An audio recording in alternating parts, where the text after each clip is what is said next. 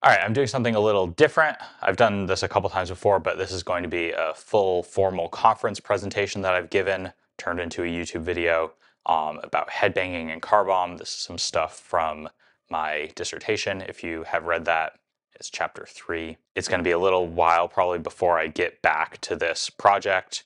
And part of the reason is that I want your help finding more footage for me to analyze with this type of thing. So here we go. Conference paper start.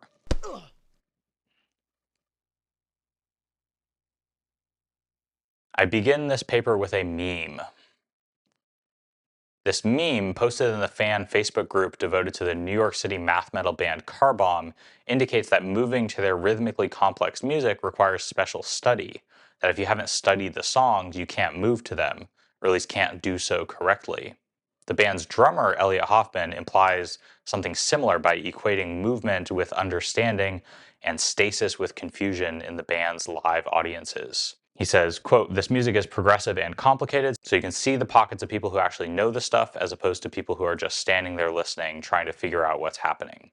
However, if one guiding light in the band's aesthetics is paralyzing complexity, the other is groove. As the band's guitarist, Greg Kubacki, told me, a groove is like paramount, I guess. Yeah. I think that's like something we all really like. I mean, Meshuggah's like the kings of it. Like Pantera is like, all their riffs are just like, you can feel that, whatever that is. Yeah. So we try to, in the writing, try to have some sort of sense of it, even if the groove is like wonky, or even if like there's certain sections that don't groove, we try to bring it back to a section that does. While groove is a rich, much debated concept in music theory and a much richer practice outside of academia, one point of universal agreement is that groove is linked to movement. As Drew Fleming, whose dissertation traces groove practices in metal to those in funk and related genres, puts it, quote, "Perhaps the most important feature of groove is that it encourages an active, embodied response on the part of musicians and listeners," end quote. So we have a paradox. On the one hand, Car Bomb's music is rhythmically complex, which means that it resists movement. But on the other hand, it is also groove-based, which means that it invites movement. What gives? The rest of this paper will be spent figuring out what exactly gives. I do this by using a novel quantitative method to analyze 30 seconds of footage of audience members headbanging. So spoiler alert, they do indeed move, to the first section of Car Bomb's song Lights Out. Here's that clip.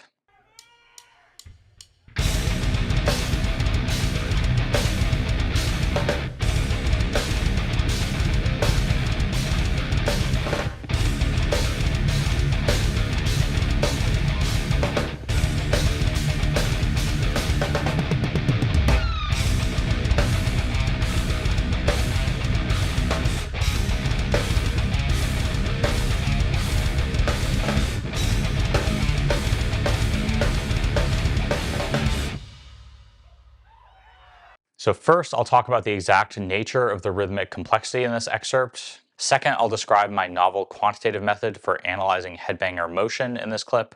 And third, I'll use the data from this method to argue that Car Bomb's particular brand of rhythmic complexity, rather than hindering movement, actually encourages it. So first, rhythmic complexity in this song section. I'll play the studio version of this excerpt and ask a question that seems simple. Does the tempo change? If so, how?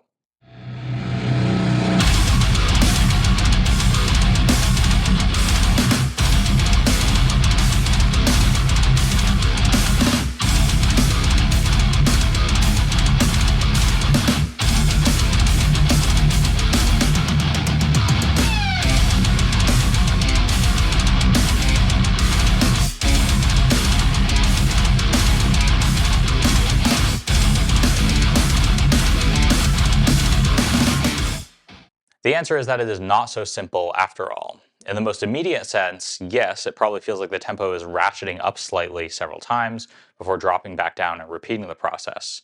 This hearing latches onto the isochronous cymbal hits, what Jose Garza calls timekeeping cymbals in his exploration of different time feels in metal, and is in line with how metalheads learn to hear tempo. That might look like this. But the answer to the question of whether tempo is changing is also, in a sense, no, because all of these different subsections are linked by an invariant fast pulse, according to which the changes of cymbal hits are changes of grouping, from 6 pulses to 5 to 4 to 3.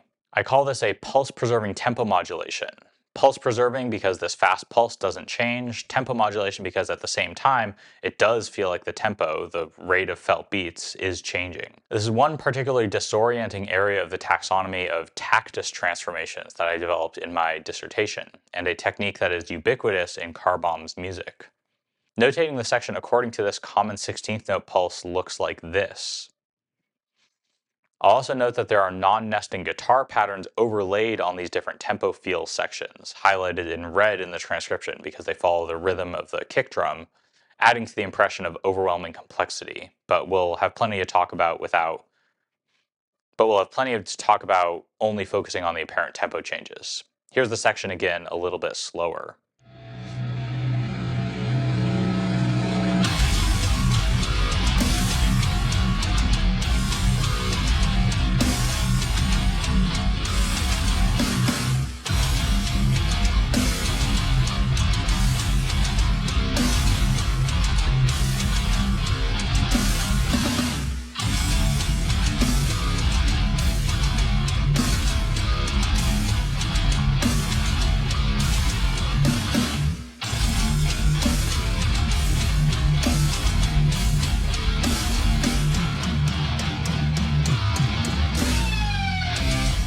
So that's the rhythmic complexity in this section, these pulse-preserving tempo modulations which allow the band to transition rapidly and precisely between 4 different apparent tempos, in addition to overlaying these sections with fast, changing, metrically dissonant guitar and kick drum figures. We saw that several audience members moved to this rhythmic complexity though. The question is, how exactly? To answer this question, I developed a quantitative method to graph headbangers' head motions precisely and accurately. Studying motion and movement is an established and increasingly sophisticated area of music theoretical and music cognition research. However, all methodologies of which I'm aware fall into one of 2 types. On the one hand, there are non-quantitative analyses, such as Guy Capuzzo's recent SMTV video article about headbanging to Meshuggah. He's able to make compelling claims about different metric interpretations between band members by watching and describing live videos. However, simply looking at the video of the audience moving yields no such clear insights if we are trying to make sense of the groove complexity paradox in car bombs music. The other route taken by scholars of movement and music, such as Mary Haugen, is to take detailed 3-dimensional measurements of movement with motion tracking technology. Motion tracking offers unrivaled precision, which has been useful in understanding microtiming patterns in Norwegian Telespringar music, for example, but the cumbersome setup confines measurements to the lab. My method was designed to balance the ecological validity of observing actual concerts with the precision of quantitative methods. To make a somewhat long and tedious story short, I first processed the video by zooming in on the few front row headbangers, stabilized to correct for camera motion, and animated dots frame by frame to stay on each headbanger's nose.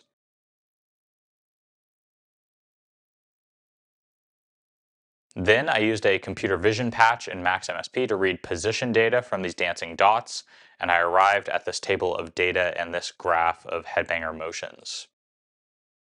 This graph tracks the motion of the 4 audience members who have labeled black mask, tall, hat, and hoodie, and I'm adding for the YouTube video. If this is one of you, give me a shout. I've also added vertical lines to show the cymbal hits with darker lines at the start of each apparent tempo section.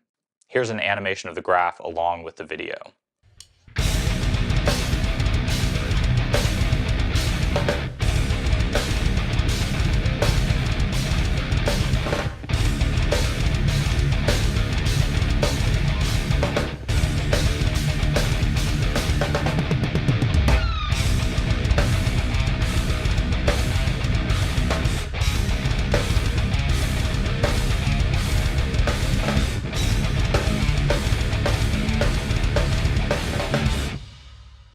A couple small caveats about this graph. First, what it shows specifically is relative up and down motion at high temporal resolution. For the purpose of analyzing headbanging, the basic default way of moving to metal, I am unconcerned with side-to-side motion, which is much more important in other dance styles. Also, despite using 2 separate techniques to account for camera motion, there's some noise in the data because the camera is handheld. You can see this especially at a few places where all of the lines jump together by a small amount. Because of this noise, I did not use quantitative methods to analyze the data. Fourier transforms and similar techniques may yield interesting results in future applications, but there's plenty to see here already just from visual evaluation of these data. As I see it, there are four main takeaways from the graph, the first three of which are intuitive and help to corroborate that basic observable features of the video are also observable in the graph. First, and most obviously, audience members do move to this music. For most of the time, for most of the audience members, the nadir of their headbanging motion, so the low point, coincides with great precision with the cymbal hits. This is clear evidence for a manifestation of what Stephen Hudson calls a metering construction, a, quote, set of learned associations between a specific sonic pattern, a specific way of moving, and a specific beat interpretation. In this case, hearing the cymbal as marking the beat and headbanging to synchronize with this beat. Second, not everyone moves to the beat at all times. The audience member labeled Black Mask starts by headbanging as if jolted into motion by the song's explosive beginning, but then stops. We cannot assume that this stasis is a sign of confusion, though. Part of the joy of going to a metal show is that there is lots to see, especially if you're in the front row. Sometimes, as Javier Reyes of the progressive metal band Animals as Leaders puts it, people, quote, just want to watch what the hands and feet are doing. Third, among those who do move, there is some evidence of the type of premeditated study, or at least deep familiarity with this specific song, alluded to in the meme with which I opened this presentation. As we can see in this detail from the graph, these two audience members continue headbanging seamlessly across the tempo boundary. Predicting and instantly modulating to a new tempo is only possible with detailed musicianly prior knowledge of this riff. In other words, headbangers display great kinesthetic temporal knowledge, to use a phrase introduced by Mariusz Kozak, in entraining to a dense and changing metric structure. Here we see fans acting out the type of hard-won, specific knowledge of music that Eric Smilek has called one of the main appeals of technical and extreme metal. He says, quote, the active listening practices of death metal and other subgenre fans are especially suited to recordings with multiple twists and turns that reward repeated listenings, allowing fans to eventually anticipate and evade each phenomenological trap as though they were playing along to the music in their own minds. Fourth, and least obviously, the data show evidence of disorientation followed by emphatic reorientation around these moments of tempo disruption. In this detail from the graph, we see Hat locked into one tempo, then attempt to continue that tempo into the new section, slow down briefly, find the new tempo, and then synchronize with that with renewed gusto. I take this and similar small moments from the graph as evidence that certain types of rhythmic complexity encourage motion rather than inhibiting it. In particular, when it feels like the band swerves the tempo away from me, and I have to adjust to find it again, the moment that I lock back in feels all the more kinetic in contrast to the preceding moments of disorientation. In the graph, this moment of reorientation is marked by increased headbanging amplitude. I'll play this video one more time. Notice how the headbangers sometimes falter after the changes in tempo, only to resume headbanging with renewed enthusiasm a few beats later. So you're going, you get lost, and then you're like, oh, that's where it is. And you headbang even more vigorously.